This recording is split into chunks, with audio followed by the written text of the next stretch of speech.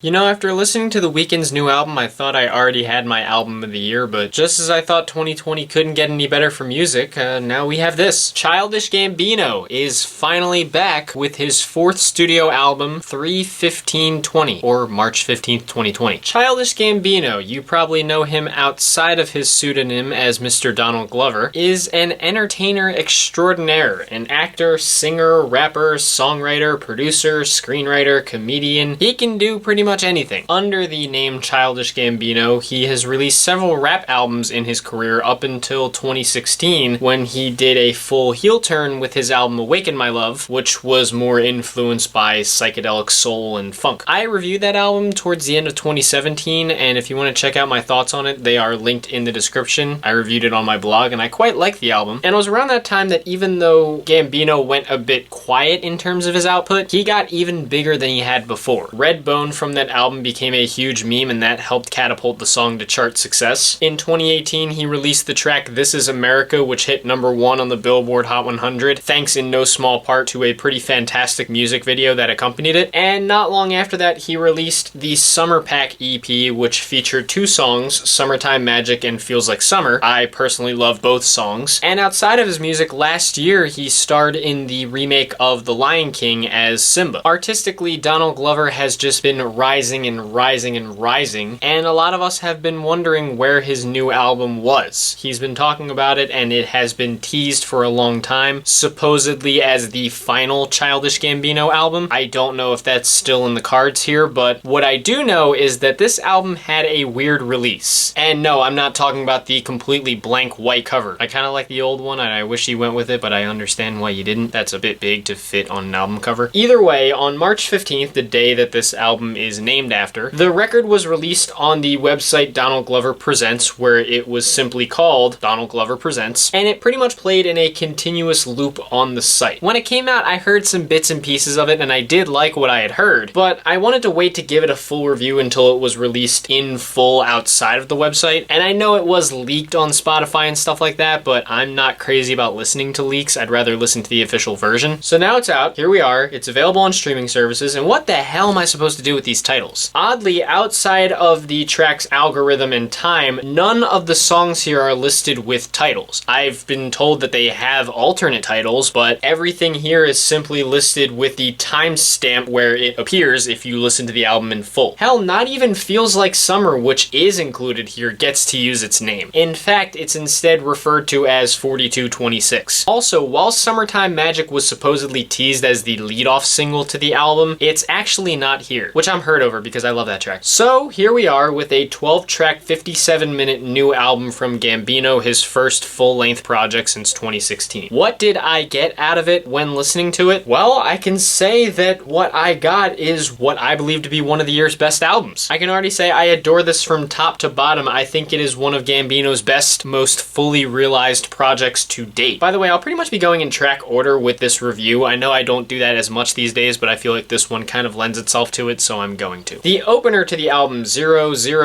is essentially an ambient, very synth-heavy track that features minimal lyrics, but extremely heavy vocal effects. It sounds very heavenly and lovely, and though there's not a lot of substance to the track, it is a very interesting starter to the album. Where things get bigger is with the track Algorithm, and it's a complete banger. I love the reverb-heavy and super destructive funk production on the song. The lyrics have some kind of interesting allusions to religion, and beyond that, Gambino himself is in top form here. I love the way that he mixes between slick rapping and a pretty beautifully sung hook. The production also gets really weird as it moves along, and it's all the better for it. I just love the weirdness of the track. Then another big one is Time, which actually features some vocals from none other than Miss Ariana Grande. This was one of the tracks that I had heard when I was listening to it on the loop when it was released on the website. I really enjoyed it then, and I love it now that I get to hear it fully. I adore the soothing, soulful, and plucky production of it. The vocal interplay between Gambino and Ariana is great. They sound beautiful even with some vocal filters on them. And despite the somewhat slow feel, it actually stays pretty interesting despite being 6 minutes. And I also think the song's themes of uncertainty and lack of direction in the world are especially poignant and resonant given the world that we're living in today. Personally, I can't help but feel pretty directionless lately, and I've had this feeling of my life being at a standstill, and this is just the song I needed for that. After Time, every song on the album, like I said, is written in in its numerical timestamp, and while I've heard there's alternate titles, I will just refer to them as the number listed in the title. Like, for example, the next track is 1238, a collaboration between Gambino, Cadya Bonet, Inc., and 21 Savage. It's another dark and funky and soulful track that details Gambino on a sexual escapade with a woman, and the song is built heavily on Gambino's very charismatic vocals. His half-sung and half-rap flow here is just fantastic. He has so much fun and I love it. Cadya Bonet's presence on the song is more minimal, but she sounds great against the hazier beat on the bridge. 21 Savage's catchy flows are really dope, and I love the vocals from Inc. on the outro. 1910 is another highlight. It's a heavy, somewhat poppy track that sees Gambino exploring his black identity and making some statements on cultural appropriation as well. I love the bouncy beat, the dreamy synths. Gambino's vocals are very layered as well, especially on the chorus, which is one of the catchier hooks on this album. And then at the halfway point, we get to the track 2419, which is another love song that feels a lot like Redbone, especially on the chorus. Even so, I think it does differentiate itself from Redbone very nicely. I like the dark tone of Gambino's vocals on the chorus, the plucky feel of the song, and I love how the instrumental is so varied. It's such a beautiful and lovely track. Even though it's about 8 minutes in length, I think that Gambino makes the most of those 8 minutes, and the ever-changing feel of the instrumental really adds to that. These tracks, for the most part, though, are light compared to 3222, which, first and foremost, apparently actually starts at 3218 if you're listening to the album fully, so someone got that wrong. But anyway, the song is a more noise-influenced and aggressive cut that sees Gambino kind of rapping in an aggressively mumbled way. Almost everything he says on the song is indecipherable. I actually had to listen to it a second time with the lyrics up to make sure he was even saying anything. But honestly, I kind of like that. It almost has this vibe of Gambino trying to yell out that something's wrong and that the world is in trouble or something like that, but he's kind of drowning within himself as he tries to get it out. As much as you could probably look at a song like this and just brush it off because of the mumbling, I think it's a pretty potent track. And 3531 is also fantastic. I love the go-go inspired instrumental. Gambino's vocals are childlike yet smooth as hell, and I think the song has this weirdly adolescent vibe to it that is just fantastic, even if the subject matter of trapping and selling drugs is the antithesis of that. The track 3928 is also really interesting. It's this sort of jazzy song that features a more minimal instrumental so as to place more of an emphasis on Gambino's vocals. I love how the vocals sound so heavenly though, and even though it feels more like an interlude than anything else, I just love the beautiful vibe of the track. Now, as I mentioned, 4226 is just Feels Like Summer from the summer pack that Gambino dropped in 2018. There's a little bit of an extended intro to it, but otherwise the song remains exactly as it did before. Even so, I loved the track when I heard it then, and I still love it now. Personally, I still kind of prefer Summertime Magic to this one, but this track has grown on me a lot since I first heard it. I love how the relaxed vibe of the song and Gambino's catchy vocal melodies kind of juxtapose the dark messages that the song sends revolving around climate change, pollution, water scarcity, loss of bees and forests, population growth, technology. It's just a really hard-hitting track, even if it doesn't sound hard-hitting because of how mellow and nice it is. 4748 moves back to the funk sounds though, detailing ideas of living in the present while emphasizing the rise of violence and danger in the age of social media. I love the groove on the instrumental here. Gambino's vocals are once again very varied, and even though the vocals are a bit minimal, I think that Gambino still brings very catchy melodies and hooks, and the conversation he has at the end with his son Legend is quite lovely too. And then the closer to the album, 5349, finds more positivity than some of the other tracks. Here Gambino kind of talks about being able to rejoice in the positivity with the love of himself and his children and his family. The funk instrumental is quite lovely. I love the way that Gambino switches between singing and rapping. He does it really well on the song. It just feels like this cut was the culmination of the self-love that Gambino was trying to acquire, and it's a beautiful exploration of that. Overall, as I said, I think this record is probably Childish Gambino's best and most fully realized album yet. I love the mixture of sounds here as Gambino continues to push some of the funk and soul roots from Awaken My Love, but also brings back some of the rap styles from early in his career, and he blends them to fantastic results. I love how Gambino allows himself to explore and run wild with a bunch of these styles, getting experimental and weird, but continuing to bring out the best of his instrumentals, and I think he sells those instrumentals with fantastic flows, vocals, and hooks all throughout the album. His writing is also some of the best and tightest that it's ever been, and it really helps this record stand tall as one of the best works that he's ever created. It may have taken a while for Gambino to release this album, but I'm glad he took his time with it because it is brilliant. And even though the length of some of these tracks definitely scared me at first, Gambino does not waste a single second on this album. It's fantastic. Give it a look. I'm sure you'll love it. In terms of favorites and least favorites, I don't even really have any least favorites. I pretty much love every track on this album. So it should be obvious, but Childish Gambino's 3/15/20 or March 15th, 2020, whichever you want to call it, is gonna get an excellent rating from me. This album is fantastic. It will easily be one of the best albums I will hear this year. Definitely give it a shot. I'm sure you're gonna really enjoy it. But that's just my opinion on this album. What did you guys think about it? Did you love it as much as I did? Were you disappointed after the long wait? Where would you rank it with Childish Gambino's other albums? And did you hear it when he posted on the website, or did you wait for it to get an official release? Let me know all your thoughts down in the comments section. Let's keep this civil and have some fun as we like to do. If you guys want to hit like and subscribe, thank you. If not, no big deal. It's no problem. I understand. As for what's next, well, this kind of came as a surprise, so pretty much what's next is going to be exactly what I said at the end of my weekend review. This week, I believe Party Next Door and Joyner Lucas are both dropping, so I'll probably do a double feature review of that. And then for the next few months, it depends on how much the industry is affected by the coronavirus and whether that's going to stop album releases at all. If it does stop them, then you'll probably just see me when I'm doing 10 years later videos. If it doesn't, of course, I will continue to review albums as I have been. Either way, thank you guys for watching this video. I hope you enjoyed it. Thank you again for supporting this channel. Again, stay safe, stay strong. I hope you guys are doing well, and I will see you guys in the next video.